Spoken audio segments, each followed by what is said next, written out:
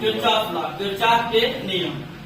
Kirchhoff ने किसी परिपथ में बहने वाली धारा के संदर्भ में दो नियम प्रस्तुत किए।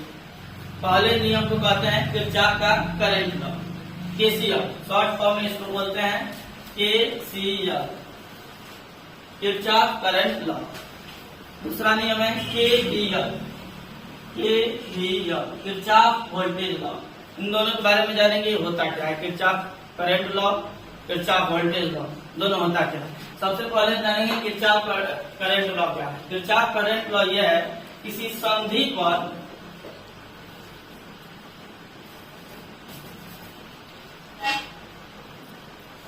जहां दो या तीन वायर एक दूसरे से कनेक्ट होते हैं, इसको जंक्शन कहते हैं, संधि कहते हैं। जहां दो या तीन वायर एक दूसरे से कनेक्ट होते हैं, इसको हम लोग जंक्शन कहते हैं, संधि। संधि किसी संधि पर मिलने वाली सभी धाराओं का बीजीय योग शून्य होता है। किसी संधि पर मिलने वाली सभी धाराओं का बीजीय योग शून्य होता है। या हम कह सकते हैं किसी संधि पर आने वाले करंट और इसे निकल कर जाने वाला current, input current is equal to output current, output current. ये होता है किरचॉफ करंट लॉ। किसी संधि पर आने वाली सभी धाराओं का योग जो होता है उस संधि से निकल कर जाने वाली सभी धाराओं के योग के बराबर होता है।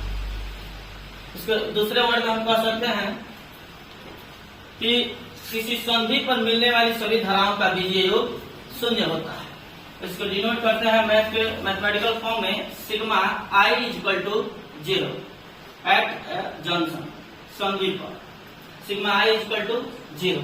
इसका एग्जाम्पल क्या है, तो ऐसे लिख सकते हैं, एक करंट है, एक वायर है जिसमें I1 करंट आ रही है, एक दूसरा है जिसमें I2 करंट आ रहा है, और एक तीसरा है जिसमें I3 करंट आ रहा है, और यहाँ से वापस जाने वाला है I4 और I5। केवीएल के अनुसार इसको हम ऐसे लिख सकते हैं, I1 plus I2 plus I3 minus I4 plus minus I5 equal to 0। संधि से निकलने वाली धारा को नेगेटिव लिया जाता है और संधि की तरफ आने वाली धारा को पॉजिटिव से लिया जाता है। तो यहाँ से दो करंट निकल रहा है I4 और I5, इसलिए इन दोनों को माइनस लिए, और यहाँ 3 आ रहा है, I1 I2 I3 आ रहा है, इसलिए हम इसको प्लस लिए। तो केवीएल यही है कि जो केसीएल किरचॉफ करंट लॉ, इस किसी संधि पर सभी धाराओं का बीजीय योग शून्य होता है, या दूसरे वर्ड में इनपुट करंट संधि की तरफ आने वाली कुल धाराओं का योग इक्वल टू संधि से निकलने वाली कुल धाराओं का योग। ठीक, और ये किस नियम पे आधारित है, जो केसीएल है, केसीएल जो है यहाँ आवेश संरक्षण के नियम पर कार्य करता है। आवेश संरक्षण के नियम पर कार्य करता है, आवेश संरक्षण के नियम पर कार्य करता है केसीएल।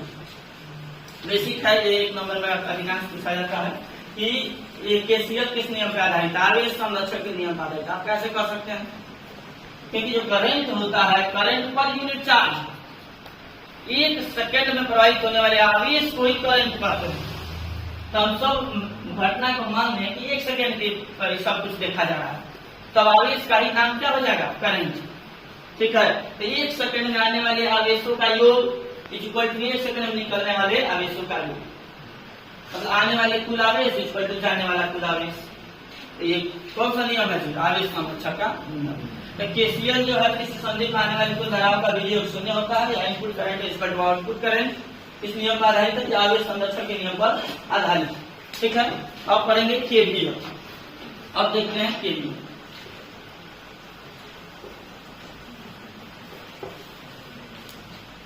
देखिए केवीएल, केवीएल जो है किसी क्लोज लूप के लिए होता है। क्लोज लूप, किसी सर्किट को अगर बंद सर्किट है, बंद परिपथ है, तो उसको हम कहते हैं क्लोज लूप, जिसमें मान लीजिए बहुत सारे बैटरी जुड़े हुए हों, इसमें एक या एक से अधिक बैटरी जुड़ा हो, रेजिस्टेंस जुड़ा हो,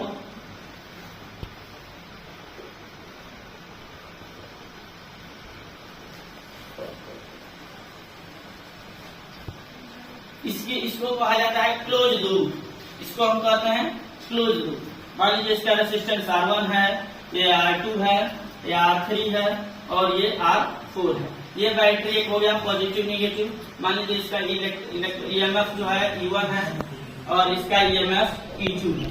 ये अब हमारा क्या रह गया क्लोज लूप। किसी KVL के अनुसार किसी क्लोज लूप में जो वोल्टेज ड्रॉप होता है, जो विभवांतर होता है वो 0 होता है। किसी क्लोज लूप में का जो कुल विभवांतर होता है वो 0 होता है। ये क्या है? Kirchhoff voltage law. इसे लूप का नियम भी कहा जाता है, KVL कहा जाता है, किरचॉफ वोल्टेज लॉ, या इसको लूप का नियम भी कहा जाता है। किसी क्लोज लूप में कुल जो विभवांतर होता है वो क्या होता है 0।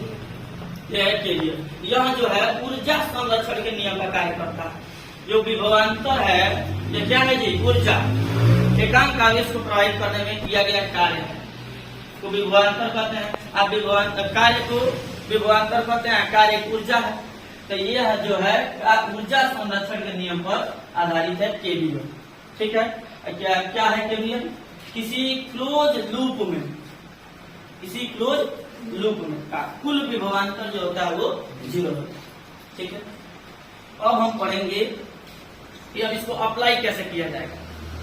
अब इसके आधार पर हम सवाल कैसे बनेंगे, KVL और KCL का यूज करके हम सवाल कैसे बनेंगे। तो उसके लिए 2-3 हमको फैक्ट पहले जानना होगा कि KVL और KCL अप्लाई करने के लिए हाउ टू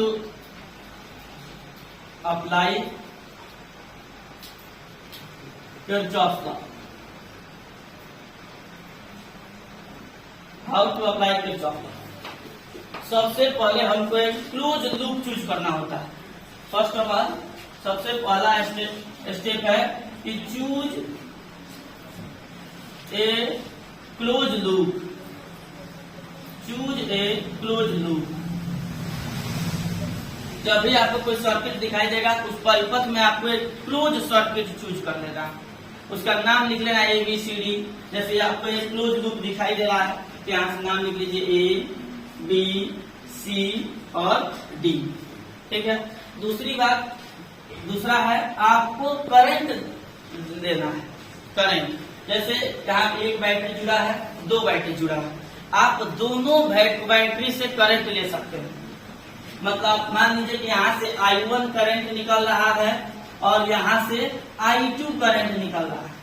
आप ये भी मान सकते हैं, और नहीं तो आप केवल मान सकते हैं कि एक ही बैटरी से डायरेक्शन मान सकते हैं। मान लेते हैं यहाँ से केवल I करंट निकल रहा है, इस बैटरी से करंट निकलता हुआ न मानिए, ये भी हो सकता है। या आप इस बैटरी से करंट न निकालिए, इस बैटरी से करंट निकलता हुआ मान लीजिए। मतलब 2 बैटरी है या 3 बैटरी है तो सभी बैटरी से करंट आप मान लीजिए I1, I2, I3 फ्लो हो रहा है, या उसी में से किसी एक बैटरी से करंट मान लीजिए। लेकिन जब सवाल हल करेंगे तो जब 2 बैटरी कनेक्टेड होगा तो जिस बैटरी का EMF विद्युत वाहक बल ज्यादा होगा उसी से करंट निकलता हुआ हम लोग मानेंगे। ठीक है, तो पहला काम हम चूज ए क्लोज लूप, और दूसरा एक मानेंगे एक करंट मानेंगे। करंट पास करा देंगे इन सर्किट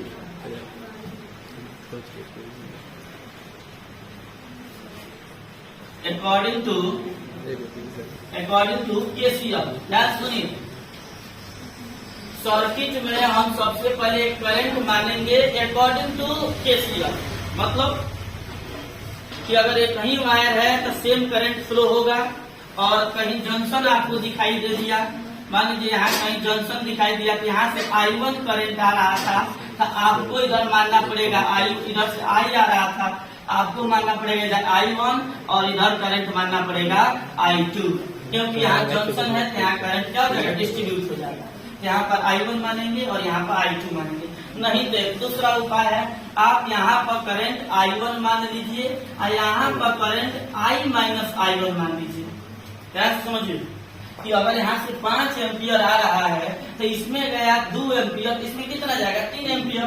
इसको हम क्या लिखेंगे, इधर से 5 आ रहा है, इसमें 2 गया, इसको हम क्या लिखेंगे 5 - 2 3 एम्पियर। इसीलिए हम इसको I, इधर से करंट आ रहा है इसको I1 मानेंगे, इसको हम I-I1 मान सकते हैं, या I2 मान सकते हैं। तो किसी भी सर्किट में जब हमको ये करंट का डायरेक्शन दिखाना है, करंट का डिस्ट्रीब्यूशन करना है, तो KCL के हिसाब से करंट का डिस्ट्रीब्यूशन करना है। ठीक है, अब देखते हैं तीसरा। ध्यान से देखिए, अब आपको एक पाथ इसमें ड्रॉ करना पड़ेगा, एक पाथ मानना पड़ेगा। Direction of a path. पहला काम करेंगे क्लोज लूप तैयार करेंगे, दूसरा काम बैटरी से धारा निकलता हुआ दिखा देना है। अगर एक बैटरी है तो आप यहाँ से I1 करंट निकालिए, सभी सर्किट में घुमा दीजिए, या दोनों से करंट निकालिए या इससे निकालिए। किसी एक से भी करंट निकाल सकते हैं या आप दोनों बैटरी से करंट निकाल सकते हैं। तीसरा काम आपको डायरेक्शन ऑफ ए पाथ लेना है, मतलब इसमें आपको एक पाथ ड्रॉ करना है। ये पाथ जो होगा, ये पाथ होगा क्लॉकवाइज हो सकता है, ये पाथ जो होगा क्लॉकवाइज हो सकता है, क्लॉकवाइज डायरेक्शन, एंटी क्लॉकवाइज हो सकता है,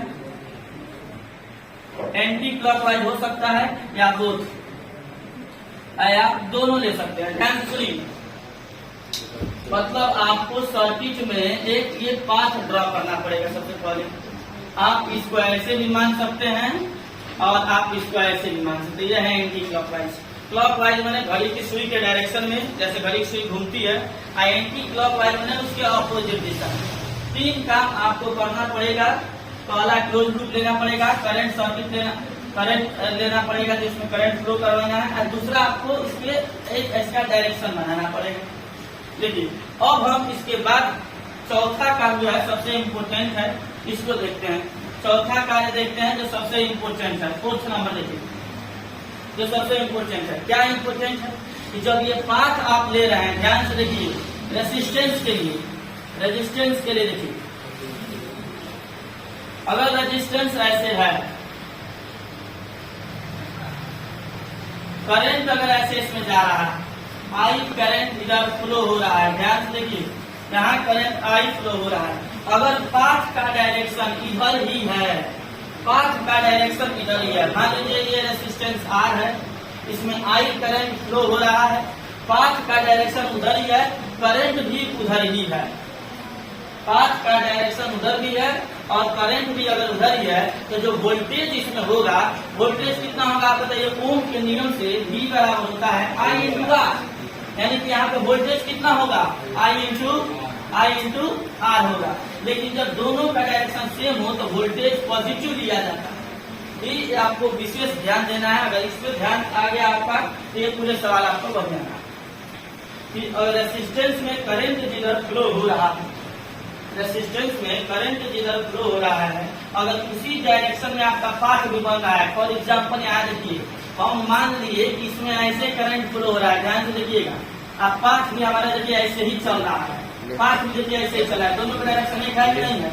यहाँ पर जो वोल्टेज होगा पॉजिटिव होगा, यहाँ पर जो वोल्टेज होगा क्या होगा, पॉजिटिव होगा। लेकिन हम अगर अपोजिट माने होते, लेकिन हम इसी को, अगर मेरा करंट इधर से फ्लो हो रहा है, करंट इधर से फ्लो हो रहा है और पाथ हम ऐसे ले लिए हैं, तो यहाँ पे जो वोल्टेज होगा वो वोल्टेज निगेटिव होगा। यहाँ पे जो वोल्टेज होगा I इंटू R वो निगेटिव होगा।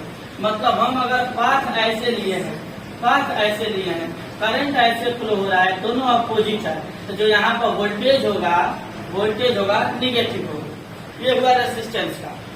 अगर रेसिस्टेंस में जिधर करंट फ्लो हो रहा है, आप पाथ भी उधर लिए हैं तो पॉजिटिव होगा वोल्टेज। रेसिस्टेंस में करंट जिधर फ्लो हो रहा है, पाथ अगर उसके अपोजिट लिए हैं, पाथ अपोजिट लिए हैं, तो करंट जो होगा वो वोल्टेज जो होगा वो क्या होगा, निगेटिव होगा। इस बात को एकदम आप लोग को याद रखना है। अब आते हैं इसी में बैटरी के लिए, इसी में बैटरी के लिए देना। ध्यान से देखिए, अगर पॉजिटिव है और ये निगेटिव है, ऐसे बैटरी होता है, पॉजिटिव से निगेटिव, ठीक है। आप इधर ही पाथ लिए हैं, बोर्ड पे ध्यान दीजिए, आप अगर इधर ही पाथ लिए हैं, प्लस से माइनस की तरफ ये अगर आप पाथ लिए हैं, तो यहाँ पर जो इसका वोल्टेज होगा, वोल्टेज जो होगा वो वोल्टेज पॉजिटिव होगा, वो वोल्टेज पॉजिटिव होगा। और बैटरी ऐसे है, आप इसके अपोजिट डायरेक्शन में पाथ लिए हैं, यहाँ का जो वोल्टेज होगा ये वोल्टेज निगेटिव होगा। अगर दो चीज आपको रेसिस्टेंस वाला और बैटरी वाला दोनों रूल आपको अगर याद हो गया, दो रूल समझ में आ गया, तो आपको इसके बाद के सवाल बनाने में कम आसान हो जाएगा। रेसिस्टेंस में करंट के डायरेक्शन में आप पाथ लिए हैं तो पॉजिटिव वोल्टेज, और रेसिस्टेंस में करंट के अपोजिट लिए हैं तो निगेटिव वोल्टेज। ठीक है, बैटरी में पॉजिटिव से निगेटिव अगर आप करंट फ्लो होता है ऐसे, और डायरेक्शन इधर ही है पॉजिटिव से निगेटिव की तरफ। ठीक है, यहाँ पे पॉजिटिव ही होगा, वोल्टेज होगा पॉजिटिव होगा, और अपोजिट लेते हैं तो इसका करंट क्या होगा जी, यहाँ पे जो वोल्टेज होगा ये निगेटिव होगा। ठीक है, अब इसको आप पॉज करके इसको लिख लीजिए, इसके बाद इसको हम सवाल बनाना सिखाते हैं।